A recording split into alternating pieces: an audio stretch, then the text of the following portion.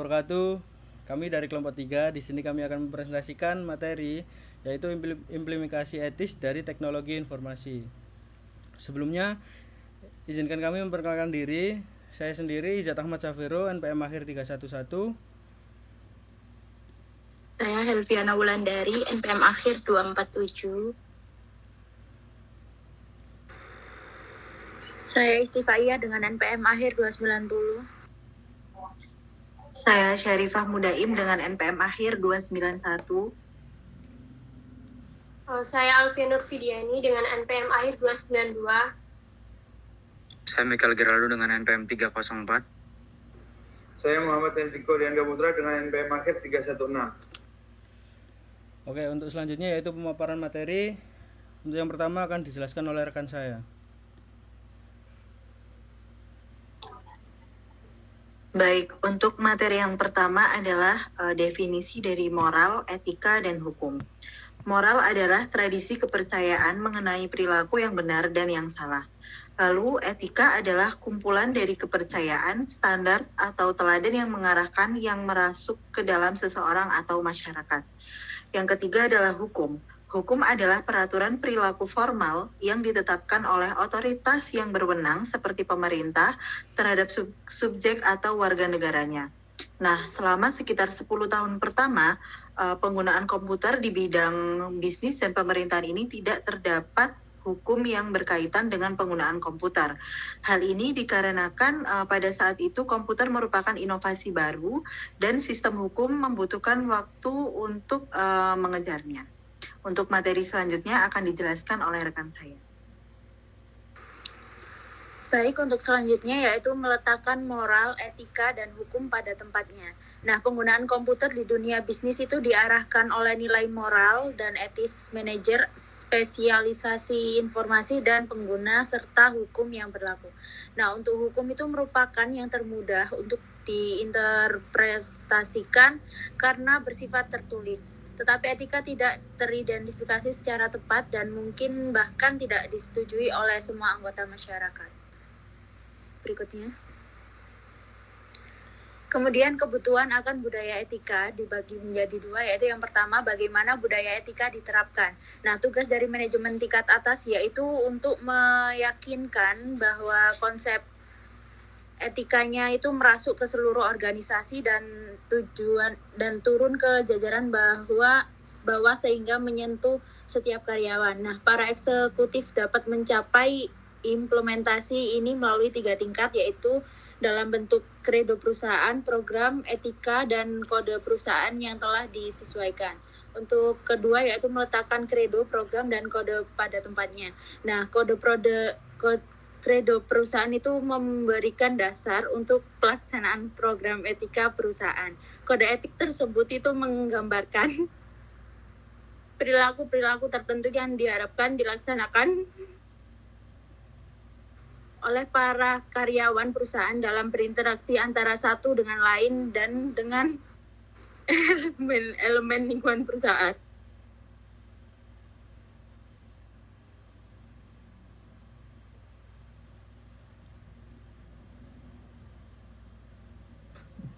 Selanjutnya, alasan dibalik etika komputer.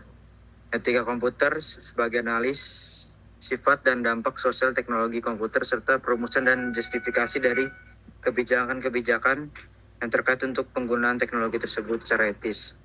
CEO merupakan orang yang menerapkan program etika ini. CEO mempunyai tugas yaitu pertama, menyadari dampak penggunaan komputer terhadap masyarakat. Kedua, merumuskan kebijakan yang menjaga agar teknologi tersebut digunakan di seluruh perusahaan secara etis. Selanjutnya akan dipresentasikan oleh teman saya.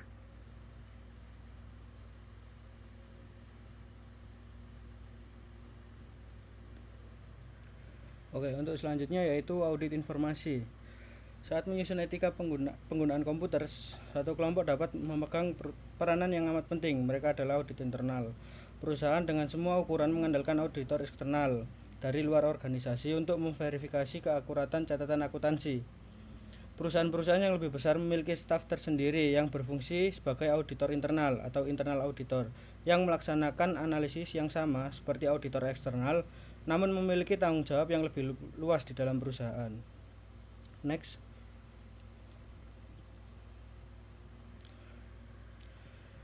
Sini saya akan menjelaskan pentingnya objektivitas. Hal unik yang ditawarkan oleh auditor internal adalah objektivitas. Mereka beroperasi secara independen terhadap unit-unit bisnis perusahaan dan tidak memiliki hubungan dengan individu atau kelompok lain di dalam perusahaan. Keterlibatan mereka satu-satunya adalah dengan Dewan Komisaris, CEO, dan CVO. Agar para auditor dapat menjaga objektivitas, mereka harus menyatakan bahwa mereka tidak menginginkan tanggung jawab operasional sistem yang mereka bantu kembangkan. Mereka hanya bekerja dengan kapasitas sebagai penasihat. Mereka membuat rekomendasi untuk manajemen dan manajemen memutuskan apakah mereka akan menerapkan rekomendasi-rekomendasi tersebut. Next. Selanjutnya yaitu jenis aktivitas audit. Terdapat 4 jenis dasar aktivitas audit internal. Yang pertama yaitu finansial, operasional, berkelanjutan, dan desain sistem pengendalian internal. Untuk yang pertama yaitu audit finansial atau financial audit. Memverifikasi catatan-catatan perusahaan dan merupakan jenis aktivitas yang dilakukan auditor eksternal pada beberapa tugas. Auditor internal bekerja sama dengan auditor eksternal. Pada tugas lain, auditor internal melakukan seluruh pekerjaannya audit sendiri. Selanjutnya yaitu audit operasional, dilaksanakan untuk memvalidasi efektivitas prosedur. Audit jenis ini merupakan jenis pekerjaan yang dilakukan oleh analisis sistem pada tahap analisis dari masa siklus perancangan sistem. Sistem yang dipelajari hampir selalu berbentuk virtual dan bukan fisik, namun tidak selalu melibatkan komputer. Ketika para auditor internal melaksanakan audit operasional, mereka mencari 3 fitur sistem dasar, yaitu kecukupan pengendalian, efisiensi, dan juga kepatuhan dengan kebijakan perusahaan. Next.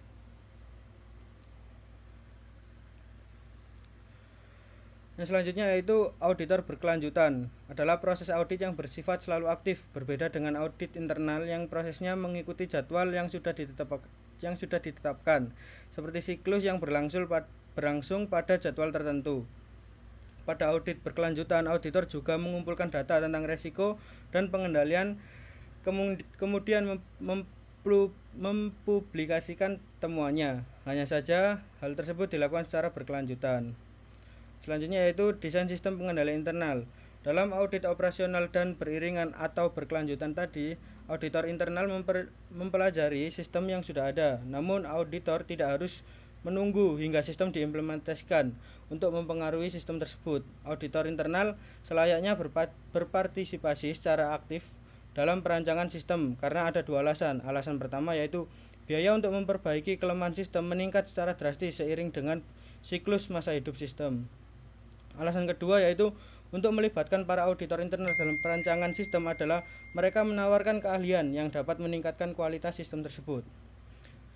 Untuk yang terakhir, di sini ada subsistem audit internal. Subsistem audit internal merupakan salah satu subsistem input. Melibatkan auditor internal dalam tim perancangan sistem merupakan suatu langkah yang baik untuk mendapatkan sistem informasi yang terkendali dengan baik, dan sistem tersebut merupakan langkah yang baik untuk memberikan yang mereka perlukan kepada manajemen informasi guna mencapai dan mengelola operasional bisnis yang beretika. Untuk selanjutnya akan dijelaskan oleh rekan saya.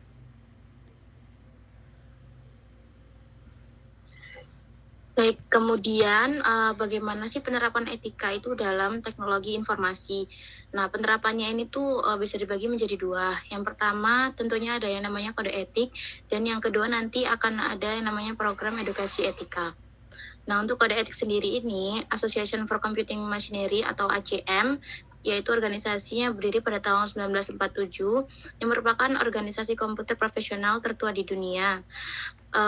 ACM telah menyusun sebuah kode etik dan perilaku profesional atau Code of Ethics and Professional Practice yang diharapkan bisa diikuti oleh seluruh anggotanya. Selain itu, kode etik dan praktik profesional rekayasa peranti lunak juga mereka buat dengan tujuan sebagai panduan untuk mengajarkan dan mempraktikkan rekayasa peranti lunak, yaitu penggunaan prinsip-prinsip perancangan dan juga pengembangan peranti lunak. Nah, yang kedua, untuk program edukasi etika sendiri ini tuh bermanfaat memberikan fondasi pembudayaan etika perusahaan. Selain itu juga membantu menyusun kredo perusahaan dan meletakkan program etika itu sesuai pada tempatnya. Kode etik dapat digunakan seperti apa adanya ataupun disesuaikan dengan perusahaan tersebut. Next.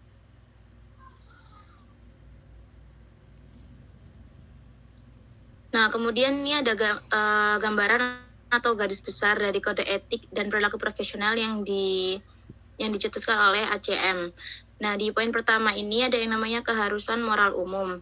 Di dalamnya ada beberapa poin, yaitu berisikan perilaku yang harus dimiliki oleh seluruh anggota ACM, di mana anggota ACM itu harus bisa berkontribusi kepada masyarakat, menghindari bahaya, berlaku jujur dan dapat dipercaya, dan juga memiliki perhatian kepada hak-hak hukum seperti hak milih, hak cipta, privasi, dan kerahasiaan. Untuk poin kedua, tentang tanggung jawab dan profesional pribadi itu sendiri, di mana diharapkan anggota ACM bisa menjadi pribadi yang memiliki profesional saat bekerja. Selain itu, mereka mengangkat isu-isu moral dan menghargai komitmen mereka. Kemudian isu hukum dan tanggung jawab sosial juga berkontribusi terhadap pemahaman umum mengenai komputer, juga dibahas di poin ini. Next.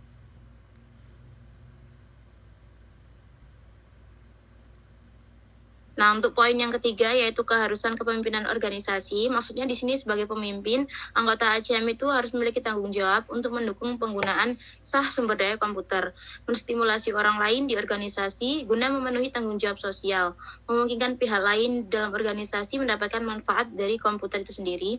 Selain itu juga melindungi kepentingan para pengguna komputer. Nah, untuk di poin 4, itu ada kepatuhan terhadap kode. Maksudnya, setiap anggota ACM harus bisa mengindikasikan bahwa mereka mendukung kode etik yang telah dicetuskan oleh ACM. Next. Nah, setelah adanya kode etik, maka harus ada pendidikan etika juga. Nah, pendidikan etika itu bisa didapatkan dari yang pertama mata kuliah di perguruan tinggi, ataupun yang kedua ada di program profesional, dan yang ketiga program dari pihak swasta. Kalau misalkan di mata kuliah di perguruan tinggi itu biasanya di sekolah-sekolah bisnis, dia akan menawarkan matkul etika ataupun mengintegrasikan ilmu itu ke dalam mata kuliah pemasaran ataupun akuntansi. Nah, salah satu contohnya ada di University of Phoenix menawarkan matkul interdisipliner etika untuk mahasiswa jurusan IT-nya di strata 1 atau S1.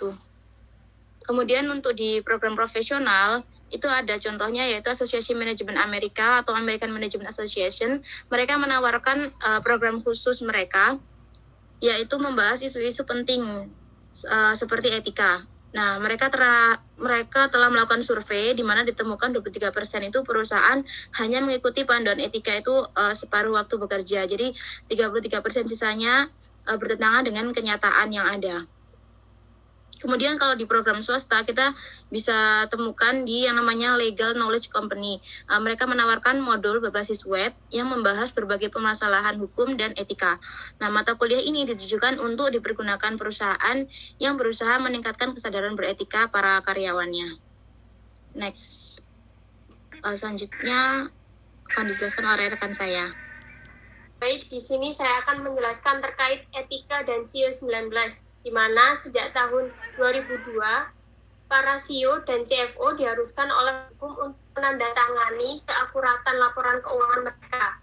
Nah, pernyataan ini meletakkan tanggung jawab di bahu para eksekutif serta unit pelayanan informasi perusahaan dan unit pelayanan informasi yang berkenan dengan bisnis untuk memberikan informasi finansial yang dibutuhkan kepada para eksekutif. Nah, pelayanan informasi ini hanyalah merupakan satu unit di dalam struktur organisasi. Namun, pada posisi kunci memiliki pengaruh terbesar dalam memenuhi tuntutan pemerintahan maupun masyarakat akan pelaporan keuangan yang akurat, di mana CEO dapat memenuhi ekspektasi pelaporan keuangan dengan cara mengikuti program mencangkup hal-hal berikut. Yang pertama yaitu mencapai tingkat pemahaman yang lebih baik dan pemahaman prinsip-prinsip akuntansi. Kemudian yang kedua, mempelajari sistem informasi yang menyelesaikan laporan keuangan dan mengambil tindakan perbaikan. Kemudian yang ketiga yaitu mendidik eksekutif perusahaan mengenai sistem-sistem keuangan. Kemudian yang keempat, mengintegrasikan ke dalam sistem informasi alarm yang memperingatkan eksekutif terhadap terhadap aktivitas yang membutuhkan perhatian. Kemudian yang kelima yaitu secara aktif berpartisipasi dalam memberikan informasi keuangan kepada elemen lingkungan. Kemudian yang terakhir yaitu yang keenam, mengendalikan dengan ketat keuangan yang dihabiskan untuk sumber daya informasi. Selanjutnya akan disampaikan rekan saya.